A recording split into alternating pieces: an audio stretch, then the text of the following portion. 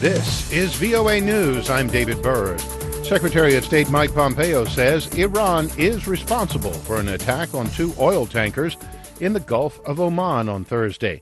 The tankers were left adrift in the Gulf, a major shipping lane for much of the world's oil supplies. Iran has said it would block the strait if it cannot sell its oil because of U.S. sanctions.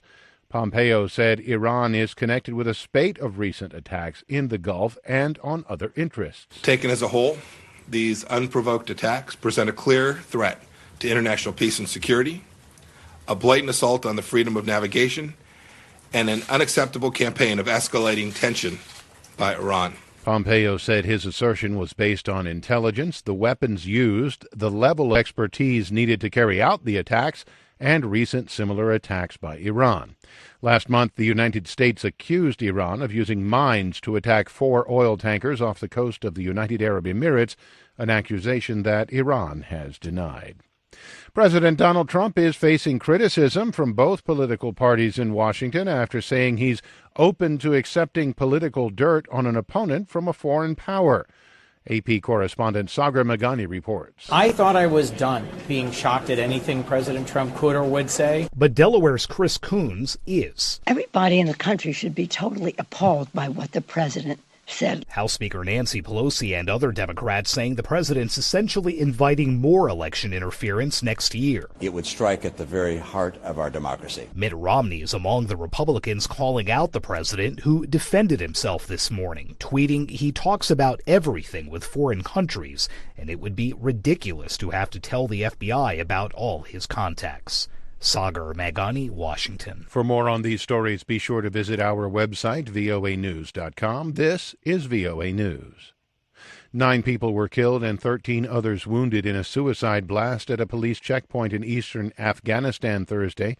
Provincial officials said security personnel and civilians are among the victims of the attack in Jalalabad, the capital of Nangarhar province, that borders Pakistan.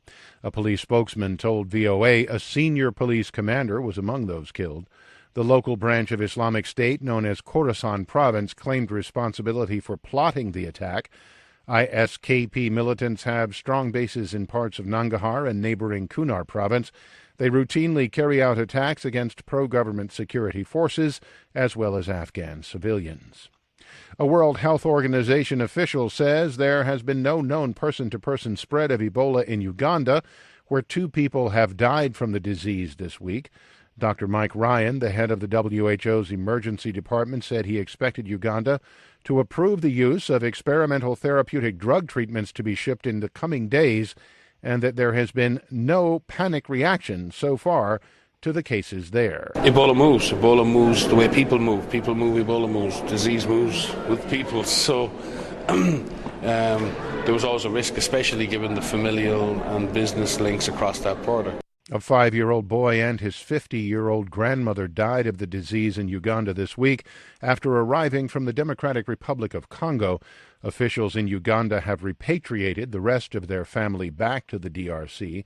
The WHO's emergency committee will meet Friday to decide whether the Ebola outbreak constitutes an international emergency, which could lead it to make recommendations on travel or trade. One of President Donald Trump's staunchest defenders, White House Press Secretary Sarah Sanders, is leaving the job at the end of this month. AP's Ed Donahue reports. President Trump called Sanders a warrior. She is going to be going, I guess you could say, private sector. Sanders is one of the few remaining staff members who worked on the Trump campaign. It's one of the greatest jobs I could ever have. I've loved every minute, even the hard minutes. And Sanders has had a lot of hard minutes with the press. And Special Counsel Robert Mueller's Russia report revealed she admitted to investigators she made an unfounded claim about the firing of James Comey. I've heard from countless members of the FBI that are grateful and thankful for the president's decision. What's next for Sarah Sanders? If we can get her to run for the governor of Arkansas, I think she'll do very well. And I'm trying to get her to do that. Ed Donahue, Washington.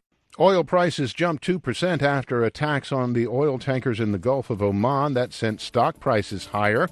On Wall Street, the Dow was up 0.39%, the S&P jumped 0.41%, the Nasdaq closed 0.57% higher. I'm David Byrd, VOA News.